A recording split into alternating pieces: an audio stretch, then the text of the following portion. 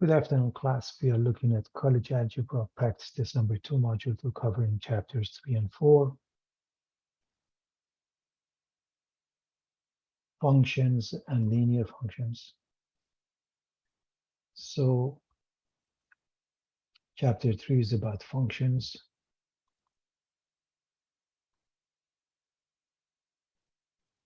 Let's remind everybody of what we have seen.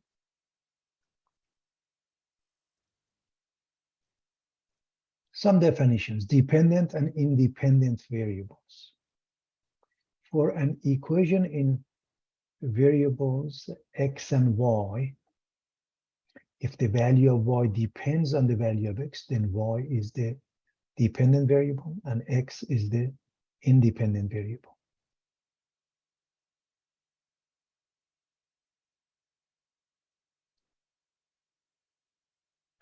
If we are interested in finding the domain and range, as you can see in these two pictures, domain basically what we cover along the x-axis,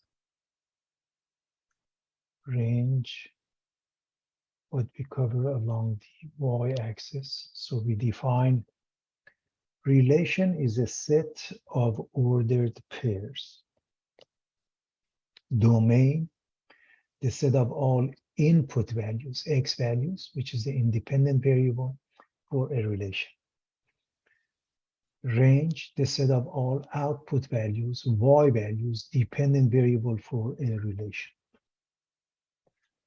A function is defined as a function is a relation in which each element in the domain corresponds to exactly one element in the range. In other words, the x coordinates cannot repeat.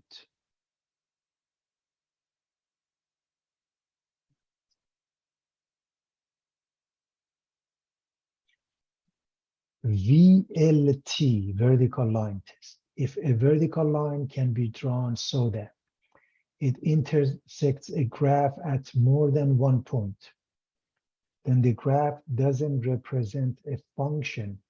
If not, the graph represents a function. A function is one-to-one if each element in the range corresponds to exactly one element in the domain, meaning at this point, not only the x coordinates cannot repeat, also the y coordinates cannot repeat. And we tested with HLT, horizontal line test. If a horizontal line can be drawn so that it intersects the graph of a function at more than one point, the graph is not a one-to-one function. Also, I want to remind you of the difference quotient. DQ stands for difference quotient. And basically it's rise over run. It's the slope, y sub 2 minus y sub 1 over x sub 2 minus x sub 1. It's just the way you represent that. So f of x plus h minus f of x over h, where h can't be 0.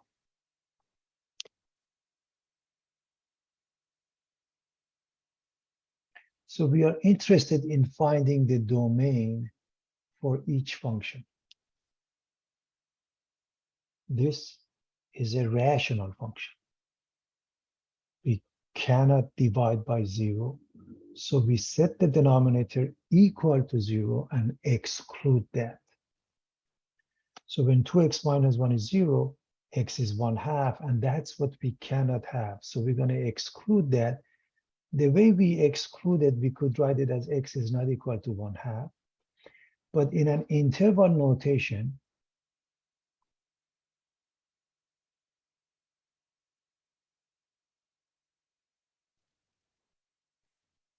interval format, we would write negative infinity to 1/2 union 1/2 to infinity. Negative infinity to 1/2 union 1/2 to infinity. F of x is the square root of 5x plus 4. Anytime we have an even index,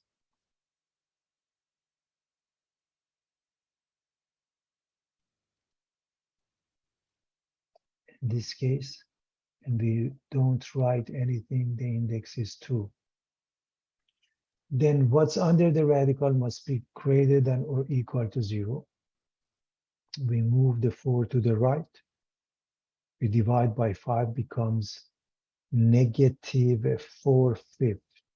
Therefore, x is larger than or equal to negative 4/5. And in an interval format, we write it in this fashion. For part C, it's a quadratic function, or you may say it's a polynomial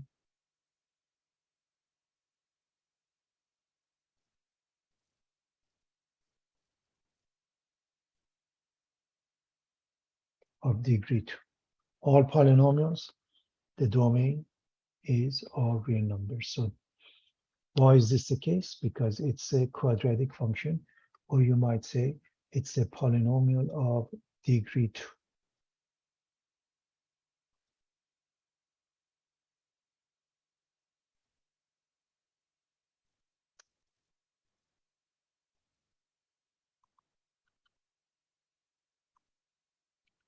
What is the domain for this cube root function? It's all real numbers.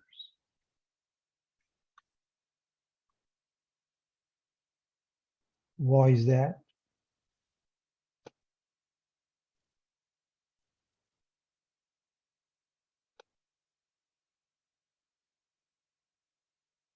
Because the index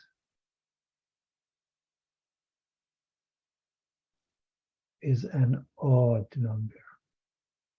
More specifically, is number 3, in which case there is no restrictions.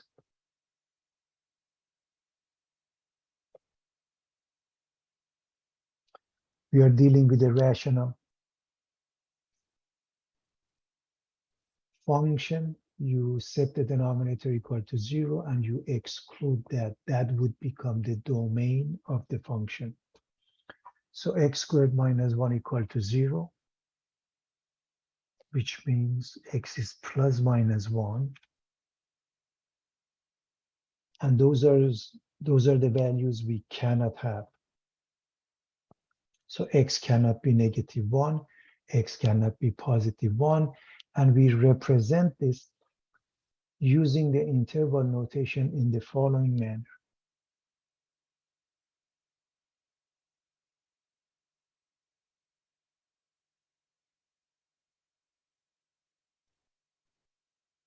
Interval format or interval notation. Negative infinity to negative 1.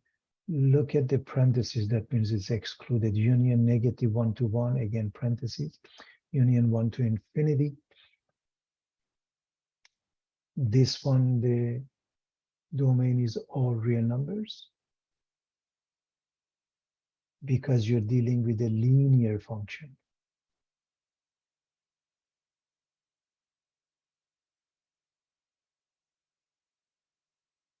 Or you might say polynomial of degree 1.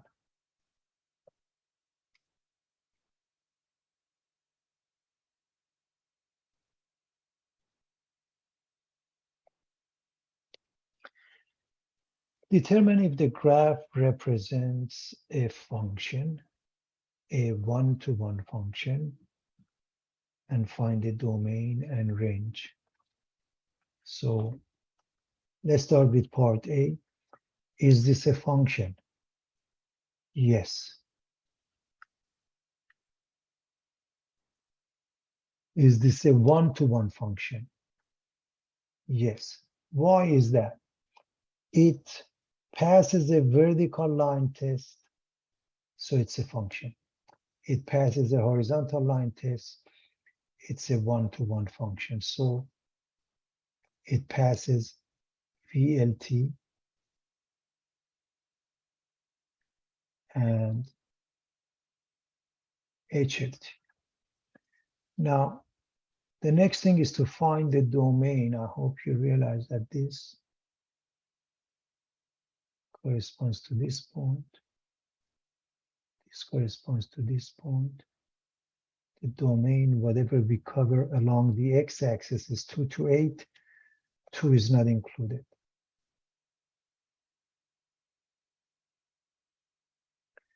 Along the y-axis,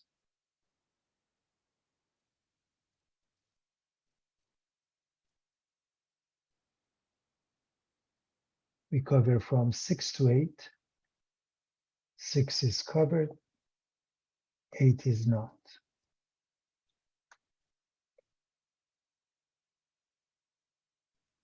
The next one, is this a function? Yes.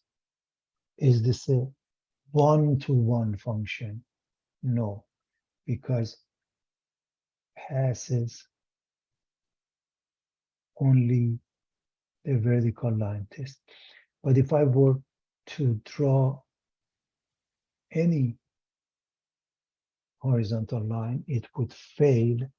Therefore, it is not a one-to-one function. So let's look at the domain and range. So along the x-axis, we can look at this point and this point, and therefore it covers from -3 to 2. 2 is not included. As far as the range is concerned,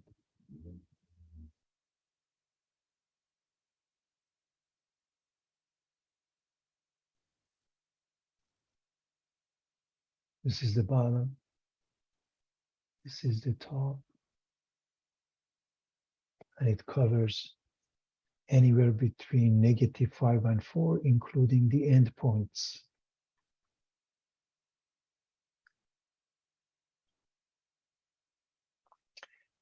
We look at part C. Is this a function? No. Is this a one-to-one function? No, because it fails both the VLT and HLT. For example, here's a vertical line, here's a horizontal line. So in the case of a vertical line, we see 2 points, same thing, 2 points. So it's neither a function nor one-to-one. What about the domain?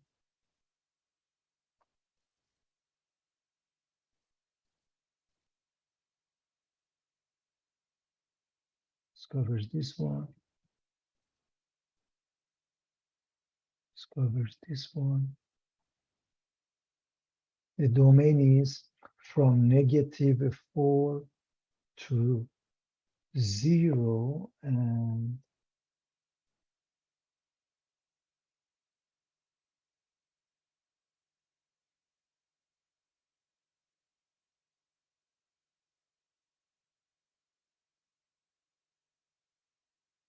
the range is from 0 to 4.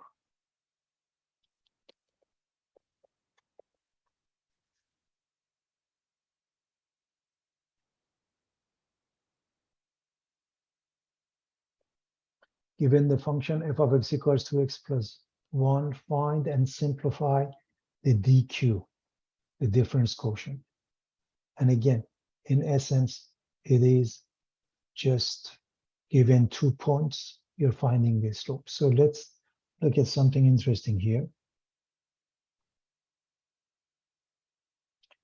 If you look at this graph and you have 2 points, I'm talking about the blue line. If we go from x sub 1 to x sub 2, we can write the pair here and here. And if you look at this format, it's this one. If you look at this format, where the first one is a, so you have a and f of a, we go a distance of h along the x-axis, giving us a plus h. And this pair is now a plus h and f of a plus h. It gives us this formula. So This one is from this graph.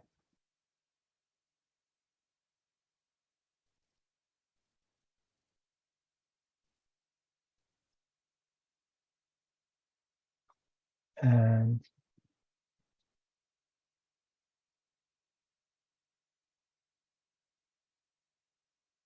this one is from this graph. Now, if we call this one B, then we get this one. If we call this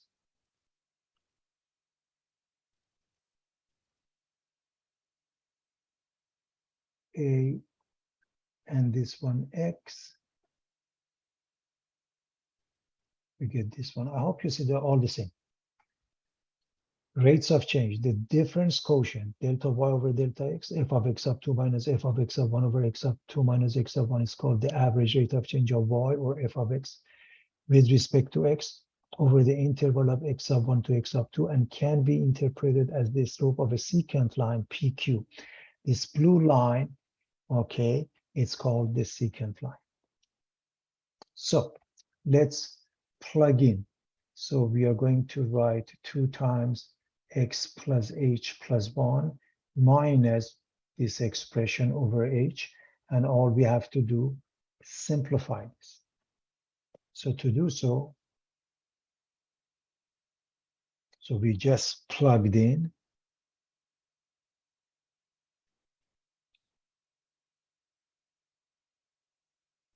2x plus 2h plus 1 minus 2x minus 1.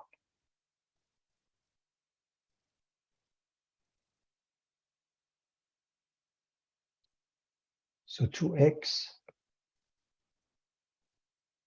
cancels out negative 2x,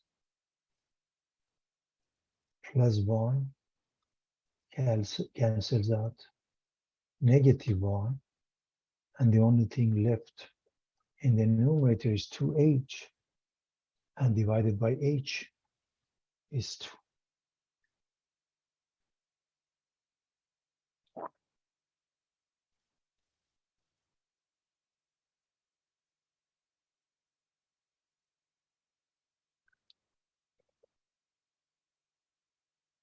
Now, given the function f of x equals 2x squared plus 1 and g of x is 3x minus 5, we want to find f of g of 2.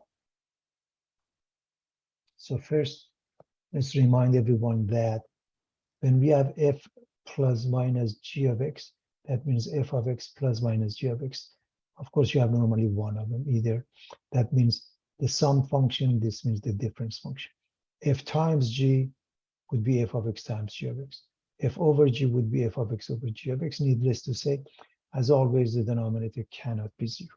If you're looking at the composite function, f of g means f of g of x. So this O, composite function. G of f means g of f of x.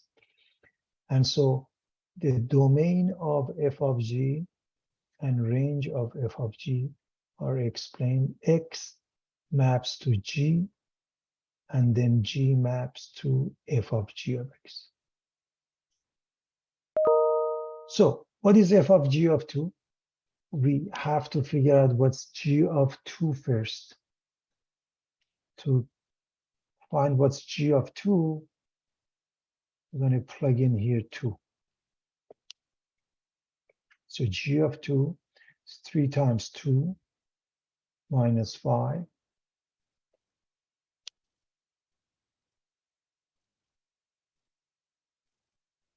which is 1. So what we really need here is f of 1. So when we say f of g of 2, that means f of 1.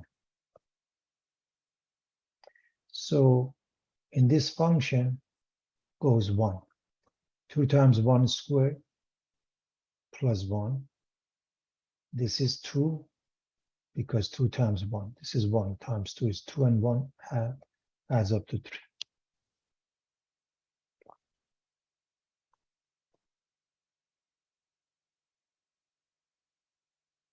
2 plus 1 equals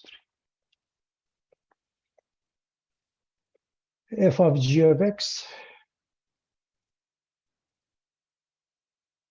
when the composite function, it means when we deal with f of x, the x is replaced with 3x minus 5. So 2 times 3x minus 5 squared plus 1. That's the meaning of it. And now we need to simplify this. To do that, this is a minus b squared. So I remind you that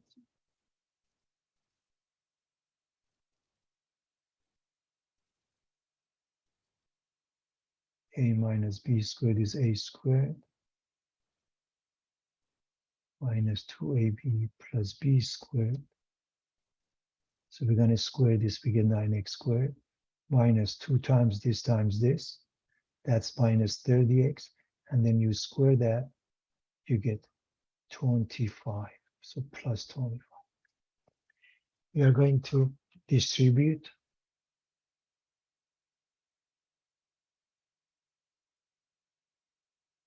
18x squared minus 60x plus 50, and with 1 becomes 51.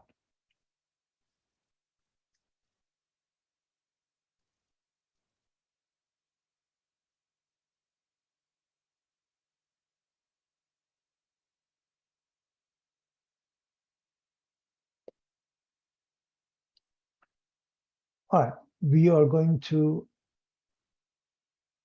look at g of f of x, which means this x is replaced with the f function. So instead of x, we are going to write 2x squared plus 1. We are going to distribute 6x squared plus 3, and 3 and negative 5, they add up to negative 2.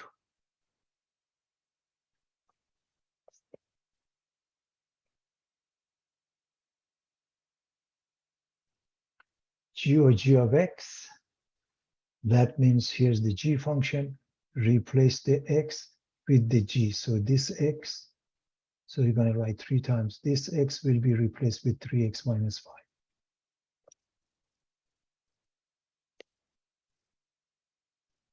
Distribute, we get 9x minus 15, and minus 15 and negative 5, they add up to negative 20.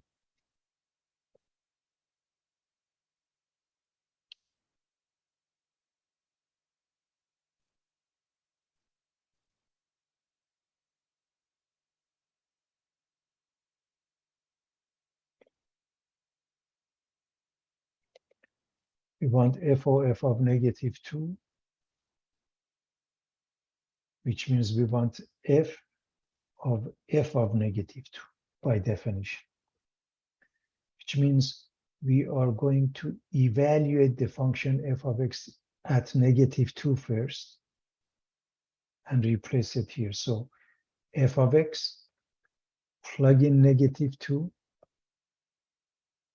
we get 2 times negative 2 quantity squared plus 1 .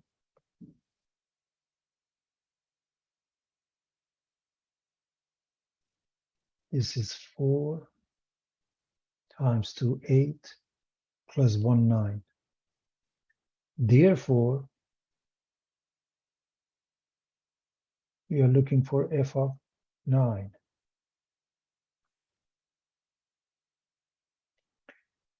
I'm going to put the 9 in here. 2 times 9 squared plus 1 9 squared is 81. So 2 times 81, 162, plus 1, 163.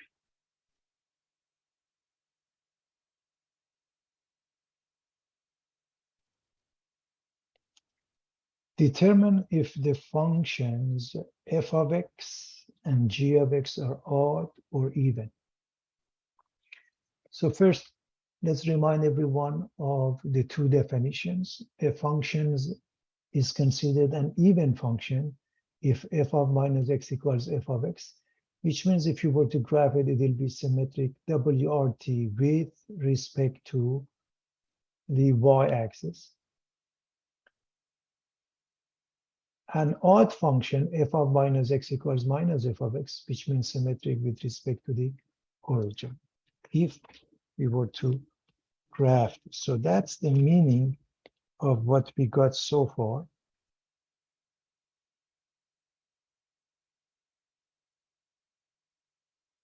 Let's evaluate f of minus x, therefore, which means over here, change the x to minus x.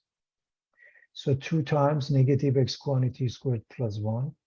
As you know, negative x quantity squared is x squared times 2 is 2x squared plus 1, and nothing changes. Since f of x is identical to f of minus x is identical to f of x, we say f of x is an even function.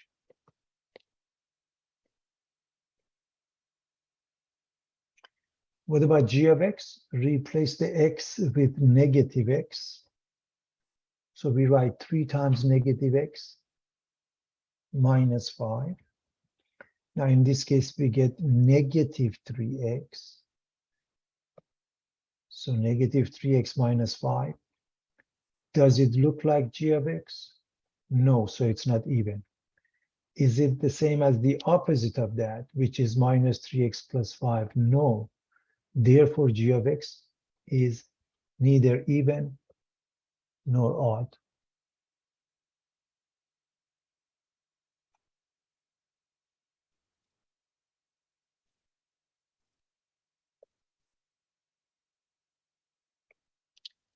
Find the average rate of change of each function on the given interval. In this case, g of x is 3x in the interval of -1 to 1. And we just went over that definition. The average rate of change refers to the slope. And simply put, you can stick with this definition, f of x sub 2 minus f of x sub 1 over x sub 2 minus x sub 1. So we want f of 1 minus f of -1 over 1 minus -1. That's the meaning of it if we stick with this one, and they all mean the same thing. So you got to evaluate the g. Of course, this is a general formula. In this case, we have to really write down the g. So g of 1. So if we plug in 1 here, we get 3 minus 3 times -1. So again, we are replacing the x with 1. So 3 times 1 is 3, and then replacing it with -1. And so what happens is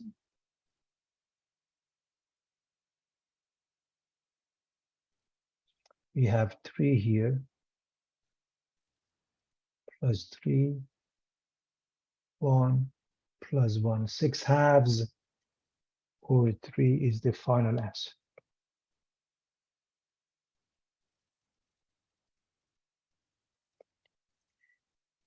In this case, f of x is 2x minus 9 on 4 comma a, and we are going to stick with this again, which means f of a minus f of 4 over a minus 4. That's by definition. So what is f of a? Plug in here. 2 times a minus 9. What is f of 4? Plug in here. 2 times 4 minus 9, and the denominator is simply a minus 4. So we have 2a minus 9. Let's just write on top. So we have 2a minus 9. This is 8 minus 9. So minus negative 1, which means add 1, and you get 2a minus 8 in the numerator. We can factor out the 2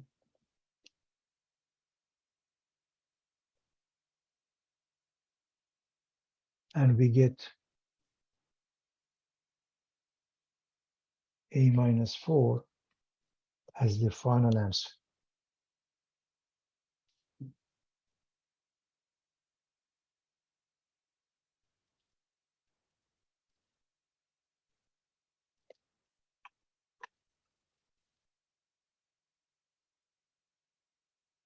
Let's look at this function, and we're going to evaluate it from 2 to 2 plus h.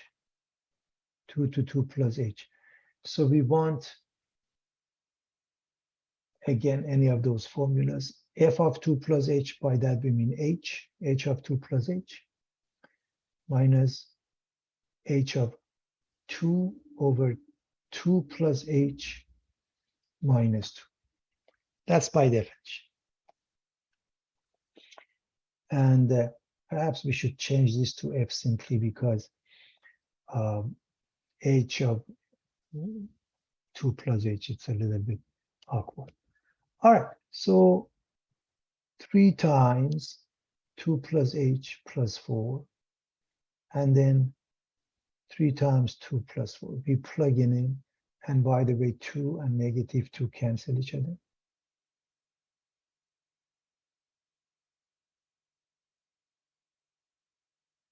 We need to simplify. Let's do that. By distributing, this becomes 6 plus 3h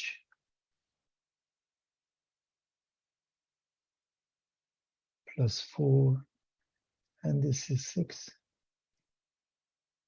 and they add up to 10, so minus 10.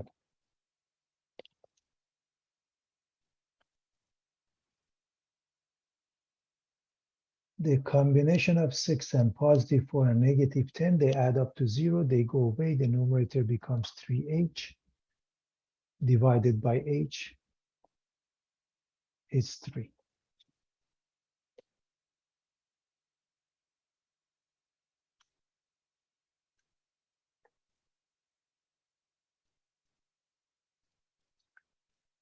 All right, let's fix a couple of things here quickly.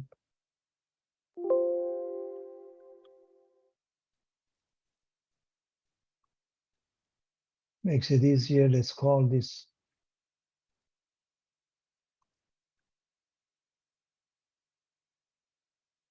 f and use that. Let's call this the f function and use that.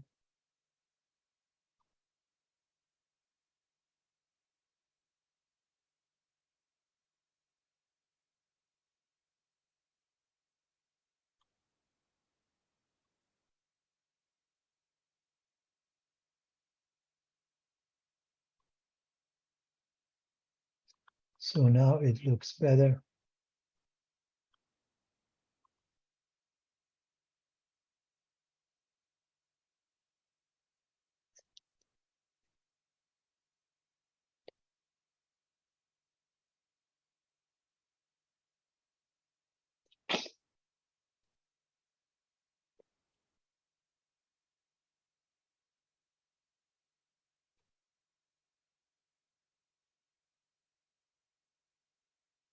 Graphing techniques, transformations. Let's quickly remind everybody what we do.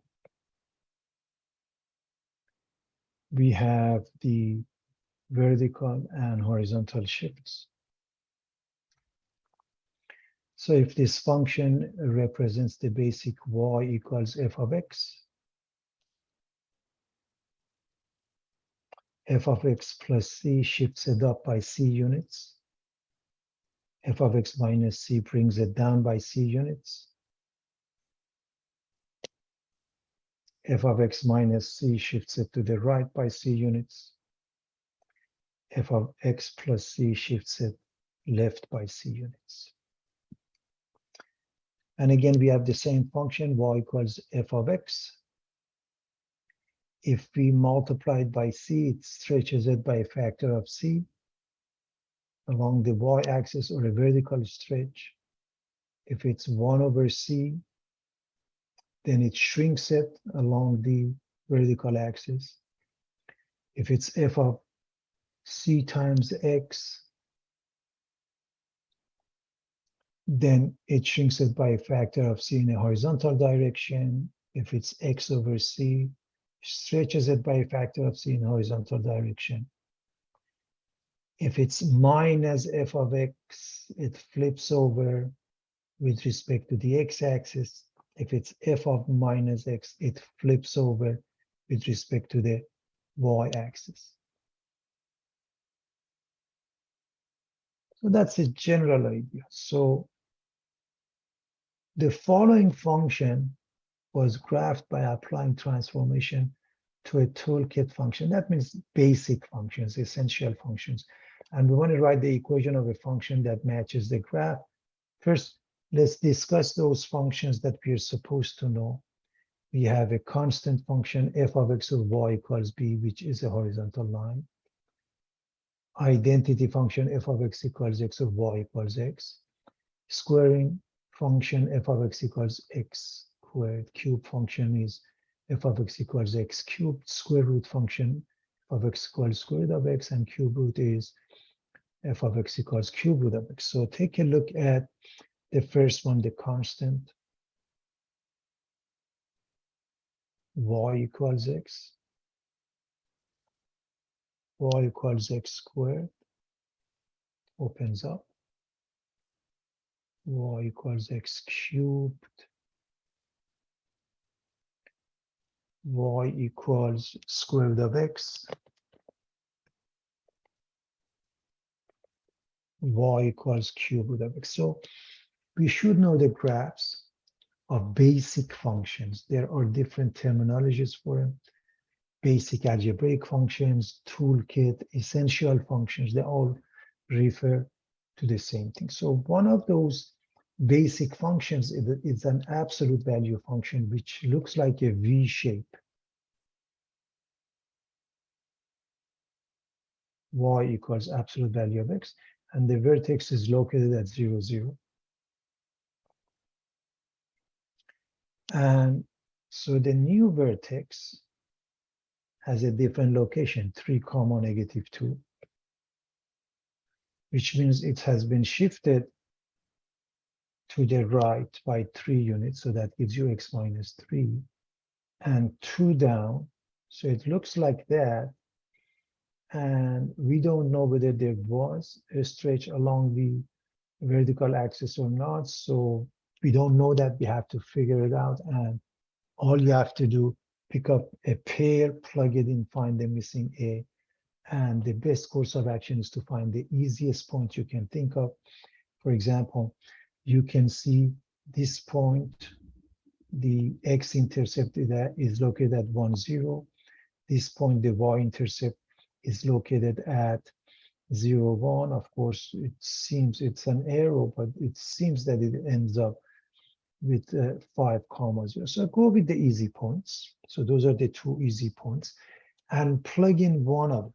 For example, let's plug in this one, which means replace the x with 1, replace the y with 0. And that will help you find A. This is negative 2. Absolute value of negative 2 is positive 2. So it's 2A, and therefore A becomes 1. Replace it here. And there you have it. By the way, as always, it's a good practice to check. You can pick those points and check them, or other points that you can find.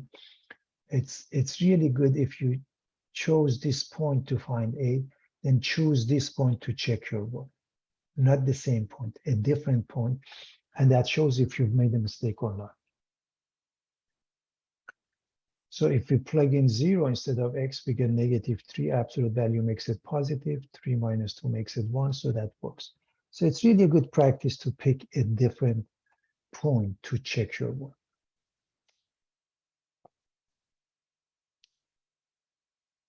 The following function was graphed by applying transformations to a toolkit function, f of x, such as f of x equals x squared, square root of x, so on and so forth.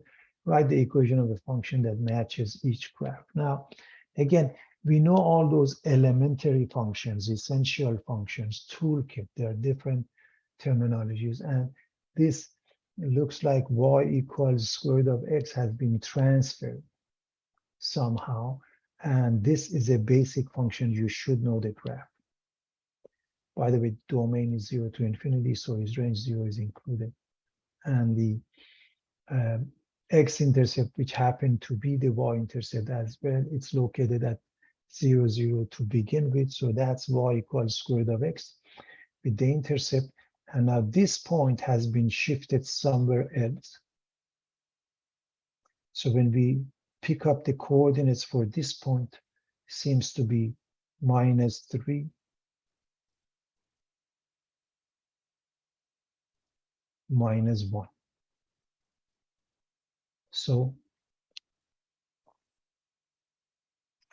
this has been shifted to the right. We have +3, and it has been shifted down by 1, -1. And we don't know along the vertical axis there have been any change or not, or we put a in front of it and check it out. How do you find the a? Just pick a pair and plug in. For example, clearly we can see this point has coordinates -2, 0. So replace the x with -2. Replace the y with 0. These two add up to 1, and square root of 1 is 1.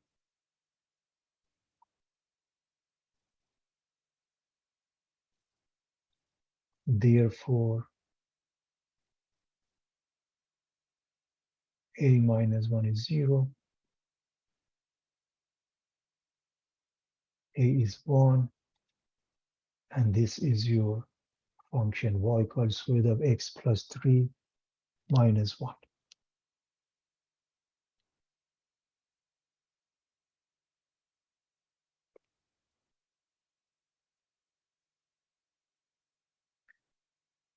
We have this function and the same situation. Some basic function, elementary function that we are familiar with has changed to this. We clearly see this is the basic function we are looking for. Y or f of x equals x squared looks like this. The vertex is clearly at 0, 0, and it opens up. Now the vertex has changed to this location, which has coordinates -1, +2. So it's been shifted accordingly, one to the left, two up. So when we remember the general form of a quadratic function, y equals a times x minus h quantity squared plus k, we just plug in the vertex. That's all we have to do. This is a new vertex. So we plug in. And now we pick a pair, any pair, and obviously we are looking for an easy one. When you look at this pair as coordinates 0, 1, that means replace the x with 0, replace the y with 1, and observe. Obviously this is 1. When you square it, it's 1. So 1 equals a times 1, which is a plus 2. And a becomes -1. So we got everything here. A is replaced with -1. And you know it makes sense because the quadratic function opens down. Then A must be negative, and it is.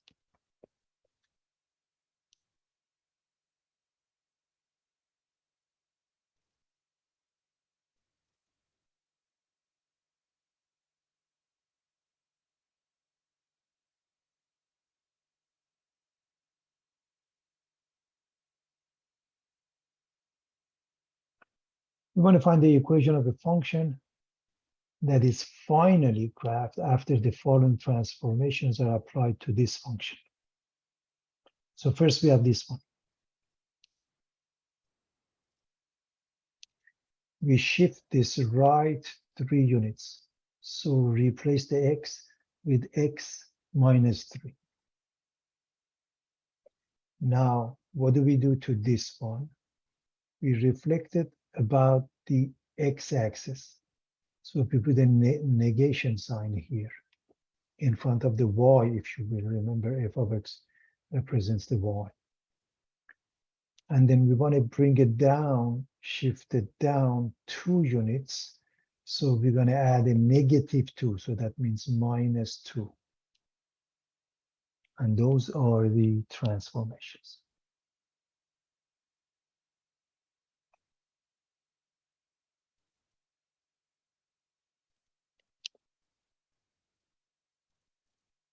Let's switch gears and look at extrema. Extrema is a plural of the extremum. And it refers to both mean as well as max. Then we have an absolute max, absolute mean. We also have a local max, local mean. When we say absolute, we also use the word global for it. It depends on the text, so you want to be familiar with. So the definition is when we have an absolute minimum, okay, wherever absolute minimum occurs at the point C, if the functional value, the y-coordinate, f of c is less than or equal to f of x for all x values in the domain. So if you look at this, for example, this is the location of an absolute minimum because there is no other point having a smaller y-coordinate. By the way, later on you learn this is a local mean, local mean, local max. This local mean happened to be an absolute mean also.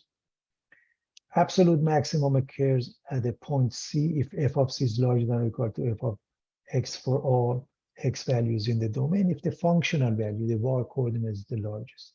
So as you can see, this point has the largest y-coordinate for the function, so it's an absolute max. By the way, local max, local max, local mean, this local max is considered an absolute max. What about the local, also called relative extreme values? A local minimum is the minimum value within some open interval. Local minimum occurs at a point C in an open interval of a to b in the domain if f of c is less than or equal to f of x for all x values in the open interval. So as you can see here, for example, this point is a local mean because there are other points having smaller y coordinates. And by the way, this happened to be a local max.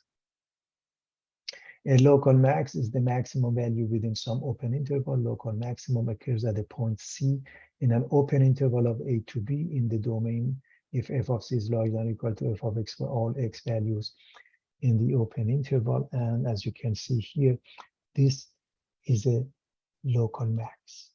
So to wrap this up, we also have what's called an extreme value theorem. If f is a continuous function whose domain is a closed interval of a to b, then f has an absolute max as well as an absolute mean in the interval of a to b.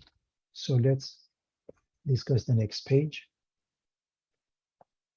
We want to estimate the intervals where the function is increasing or decreasing. So first, let's look at those definitions. A function f is increasing on an open interval if for any choice of x of 1 and x of 2, with x of 1 being less than x of 2, we have f of x of 1 less than f of x of 2. In the case of the decreasing, it's the other way around. That means everything is the same, but f of x of 1 is larger than f of x of 2. A function f is decreasing on an open interval I. If for any choice of x of 1 and x of 2 in I, with x of 1 less than x of 2, we have f of x of 1 larger than f of x of 2. So to really make some sense out of this, in short, this one says for the case of increasing, when x gets larger, so does y. This one says when x gets larger, y gets smaller. In other words, if we were to discuss the lines, this refers to a line with a negative slope. This refers to a line with a positive slope. For the sake of argument, if you look at this portion, looks like a line with a positive slope, whereas this portion looks like a line with a negative slope. And that's what you want to look for. A function is constant on an interval if for all choices of x in that interval, the values of f of x are equal. So basically a horizontal line. So where is this function increasing? If you look at the portion that the function is increasing, is this one, which is from -8 to -3 along the x-axis. And this portion, which means from 3 to 7 along the x-axis, and we put a union in between. That is where it's increasing.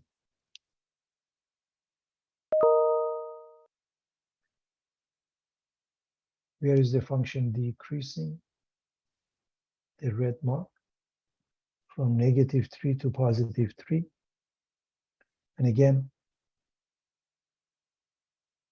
you can go with the inequality, or more importantly, the interval format. Sometimes they may include the endpoint, but it is not proper. Sometimes in MOM, even now in math, they may do that. So it's really not proper. Determine any local max or minimum value. So if you look at this point, let me clean up. So that point is a local max and has a y coordinate of 50. Location at x equals -3 or this pair. So it depends how they ask you and how they want you to answer. Here's the local mean, which has a y coordinate of -50.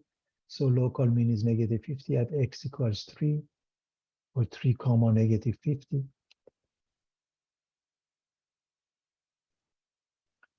Determine any absolute max or mean values. As you can see, the function stops here. If there is an arrow, it continues indefinitely. There is no absolute max. Because it stops here, the absolute max happens at this point. So the absolute max is equal to 150 at this pair 7, 150. And the absolute mean occurs here because there is a dot there. And absolute mean has the y coordinate of -225 at x equals -8. So it has the following coordinates.